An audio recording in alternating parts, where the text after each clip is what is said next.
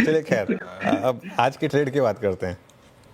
चलिए, स्टॉक जो पसंद है मुझे इस वक्त, गुड आफ्टरनून टू यू, वो है कैम्स।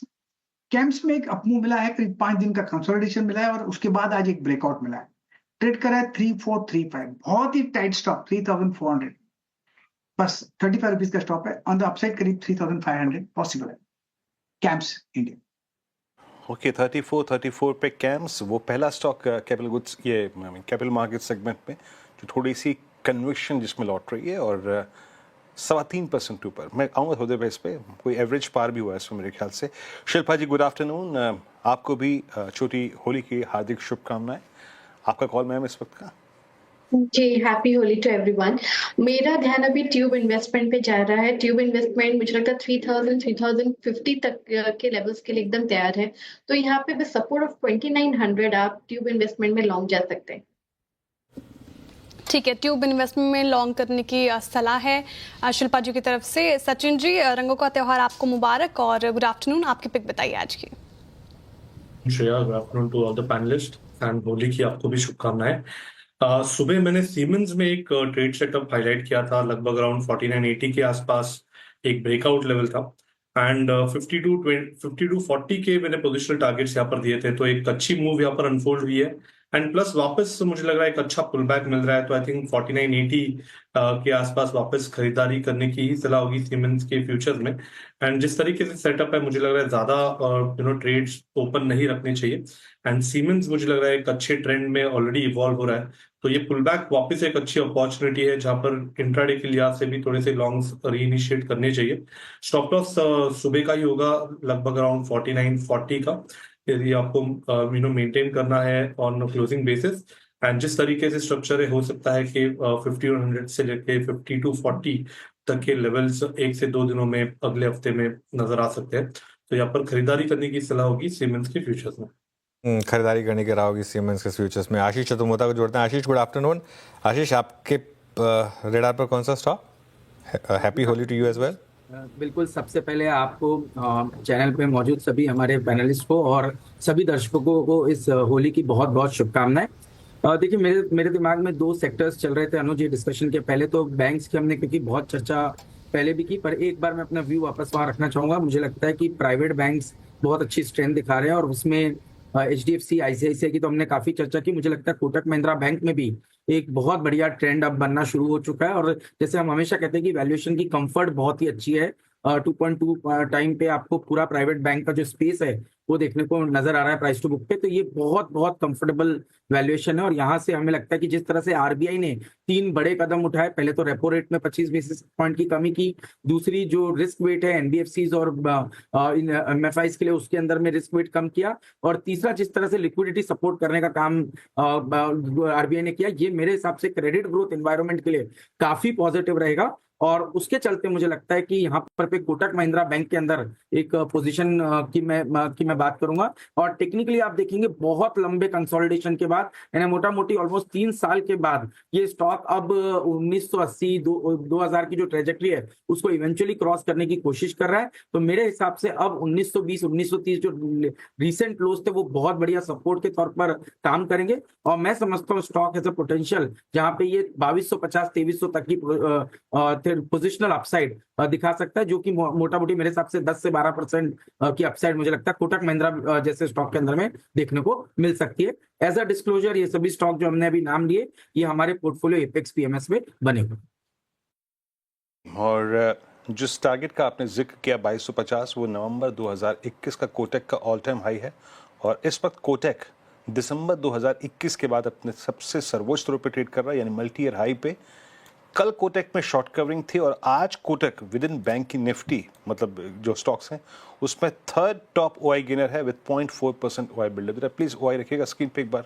तो Kotak with PNB, ICICI bank and Canara bank आज के 4 stock futures within Nifty bank जो अच्छा करता हुआ 1.8%, 18%। Somil, good afternoon. आपका ट्रेड इस वक्त का? Happy Holi to everyone. मेरा ट्रेड होगा GMR एयरपोर्ट पे। एंडिंग डायगोनल पैटर्न से ऊपर की तरफ ब्रेकआउट हुआ है। मोमेंटम इंडिकेटर में बाय सिग्नल है, इनफैक्ट पॉजिटिव डाइवर्जेंस भी है। स्टॉप लॉस होगा 72 और टारगेट होगा 80 का। GMR एयरपोर्ट्स डे हाई पे कारोबार करता हुआ बाई साइड की ट्रेड आती हुई सोमिलचू की तरफ से। मानस जी, वेरी गुड आफ्टरनून और होली की हार्दिक शुभकामनाएं आपको। क्या पिक कर रहे हैं आज? गुड आफ्टरनून श्रेया जी, और आपको भी होली की बहुत सारी शुभकामनाएं। तो देखिए, सन फार्मा पे खरीदारी करने की राय रहेगी। पिछले 3 सेशन से हम देख रहे हैं कि यहाँ पर हायर टॉप हायर बॉटम बन रहे हैं। स्टॉक 20 डे मूविंग एवरेज के ऊपर कंफर्टेबली सस्टेन कर रहा है, तो आई थिंक ये रैली कंटिन्यू हो सकती है। तो सन फार्मा में 1669 के स्टॉप लॉस से खरीदारी करने की राय रहेगी। 1715 तक के टारगेट्स पॉसिबल है।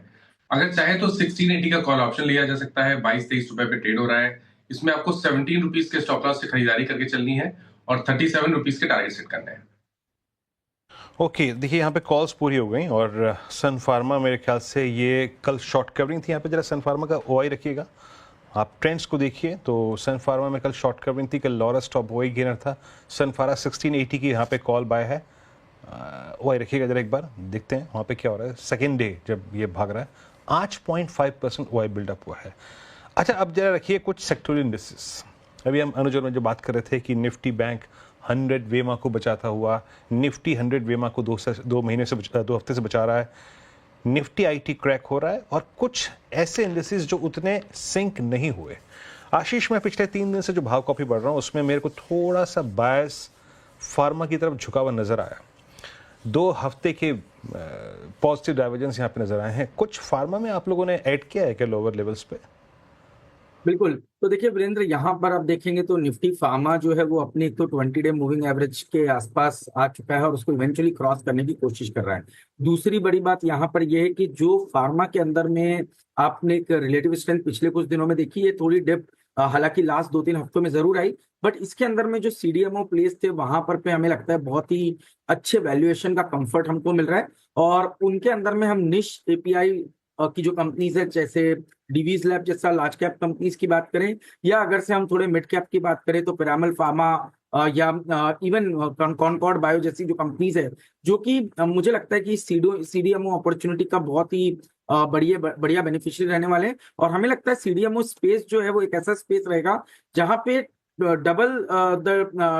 हमें डबल ग्रोथ देखने को मिलेगी as compare to what we have seen in the last 4 year period. तो एक बहुत अच्छी ग्रोथ मोमेंटम में कहीं ना कहीं सीडीएमओ स्पेस आता हुआ नजर आएगा।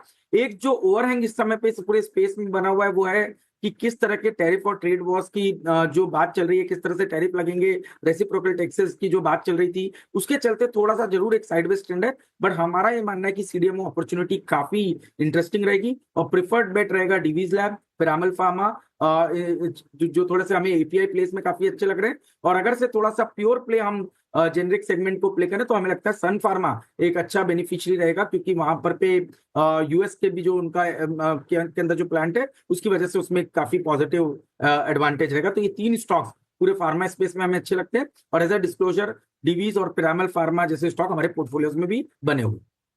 सन फार्मा, पिरामल फार्मा और डिविस लैब अच्छे लग रहे हैं आशीष जी को। ये तीनों स्टॉक्स डार पे रखने की सलाह। इनफैक्ट सन फार्मा देखिए डे हाई पे कारोबार कर रहा है। डॉक्टर रेड्डी फार्मा पैक का ये स्टॉक, इसमें भी अच्छी खासी तेजी। सिप्ला देखिए डे हाई के आसपास कारोबार कर रहा है। पूरे फार्मा सेक्टर में आज अच्छी तेजी आपको देखने को मिलेगी।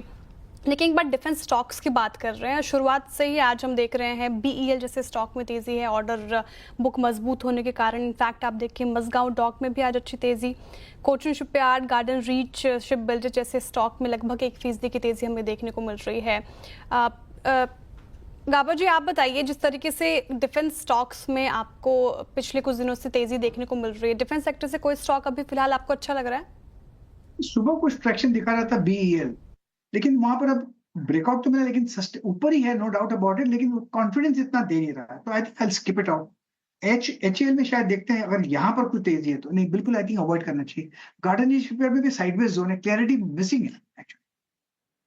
ओके, क्लैरिटी मिसिंग है यहाँ पर हिंदुस्तान एरोनॉटिक्स में। मीनवाइल निफ्टी फिर डे लो की तैयारी कर रहा है। 22,417 इंटरडे लो था 22,403 का, अब 22,416 पर।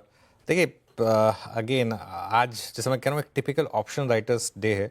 अगर आप टॉप ट्रेडेड ऑप्शंस देखेंगे, टॉप 5 ट्रेडेड ऑप्शंस सब में ऑप्शन वैल्यू इरोड हुई है 80 से लेके 97% तक, और मैक्सिमम टॉप ट्रेडेड ऑप्शन 0 बन गए। थोड़े से ऑप्शन है जिसमें अब थोड़ा बहुत प्रीमियम बचा है, वो सिर्फ इंटेंसिक की वजह से, जैसे 22,450 की पुट या 22,400 की कॉल, उसमें थोड़ा बहुत प्रीमियम बचा है, बट अदरवाइज पूरा का पूरा मामला जो है आज ऑप्शन राइटर्स का रहा।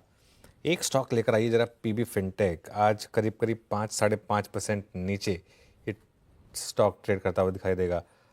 आशीष, पीबी फिनटेक ये काफ़ी बड़ा आउट परफॉर्मर रहा है पिछले 2-3 साल में, लेकिन पिछले कुछ दिनों में कुछ साइंस हैं क्रैक के यहाँ पर। आपके पोर्टफोलियो में है क्या और आपका व्यू क्या है स्टॉक पर? तो अनुज, नहीं, ये हमारे पोर्टफोलियो में नहीं है। इनफैक्ट पहले जरूर इसकी पोजीशन होती थी, पर हमने इस स्टॉक को ऊपरी स्तरों पे प्रॉफिट बुकिंग कर ली थी और ये डैमेज से थोड़ा बच गए। बट और मुझे लगता है कि अभी भी ये जो वीकनेस है काफी सस्टेन्ड वीकनेस है, तो थोड़ा सा इस स्टॉक से अभी बच के रहना चाहिए। क्योंकि आप देखेंगे एक एक हम कंपनी ट्रैक करते थे, नौकरी इन्फो एज, जिसका एक तरीके से होल्डिंग भी था जोमेटो, पॉलिसी बाजार जैसे स्टॉक में, वहां पर भी काफी बड़ा डेंट हमें देखने को नजर आ रहा है। और सेम जो ट्रेंड है वो न्यू एज कंपनीज में स्विगी, जोमेटो सभी के अंदर में बनता हुआ नजर आ रहा है। हालांकि अभी भी हम जोमेटो हमारे पोर्टफोलियोज में होल्ड रख रहे हैं, क्योंकि हमारा ये मानना है कि यह शायद 1 या 2 क्वार्टर हो सकता है कि इस कंपनी को चैलेंजेस फेस करना पड़े, क्योंकि जो कैश बर्न है वो काफी स्ट्रांग हो रहा है न्यू डार्क स्टोर्स ओपन करने के कारण। बट इवेंचुअली ये कंपनी काफी स्ट्रांग रिकवरी दिखाएगा अर्निंग ग्रोथ के टर्म में। तो हमारी जो प्रिफर्ड बेट पूरे न्यू एज बिजनेस में रहेगी वो जोमेटो रहेगी। बट उसमें भी मुझे लगता है कि शायद प्राइस डैमेज देखने को मिले, बट एक अच्छा बाय ऑन डिप का कैंडिडेट जोमेटो नजर आता है। जहां तक कि पॉलिसी बाजार का सवाल है, मुझे लगता है अभी इससे थोड़ी दूरी बनाए रखना ही सेफ रहेगा। पॉलिसी बाजार से दूरी बनाने की सलाह। और स्पेस में बात करें न्यू एज बिजनेस में, तो जोमेटो पसंद आ रहा है आशीष जी को, और जिस तरीके से ये अपने बिजनेस को लेकर एक्सपैंड कर रहे हैं, तो बाय ऑन डिप्स की रणनीति आप जोमेटो में अपना सकते हैं। कुछ और स्टॉक्स की बात करते हैं जिसमें लगातार डेंट हमें पड़ता नजर आया। बीएससी का स्टॉक रख के स्क्रीन पर लगभग 6% की गिरावट, इनफैक्ट आज ही नहीं लगातार ये गिरावट सस्टेन करती हुई नजर आ रही है। काफ़ी ज़्यादा रैली भी देखी हमने कैपिटल मार्केट वाले शेयर्स में, बीएससी हो गया, सीडीएसएल हो गया, लेकिन जिस तरीके से गिरावट हावी होती जा रही है, शिल्पा जी आप बताइए, क्या अभी ये सही समय है जिनके पास नहीं था बीएससी एक्यूमुलेट करे, फ्रेश एंट्री ली जा सकती है इस करंट मार्केट प्राइस पे, या फिर अभी फिलहाल अवॉइड करना चाहिए और पेन हो सकता है? जी बिल्कुल श्रेया, मुझे लगता है अवॉइड ही करना चाहिए, क्योंकि यहाँ पे एक रेलेंटलेस सेलिंग है और यहाँ पे कोई भी बॉटम आप समझने के लिए ट्राई करेंगे तो भी वो उसको ब्रीच कर रहा है। 4000 के नीचे स्टॉक ट्रेड कर रहा है, यहाँ से 3600 लेवल्स भी आ सकते हैं। एक बार 3600 में हम लोग वापस रिवैल्यूएट कर सकते हैं कि वहां पे सपोर्ट है या नहीं, बट अभी के लिए अवॉइड। थोड़ा आगे बढ़ते हैं और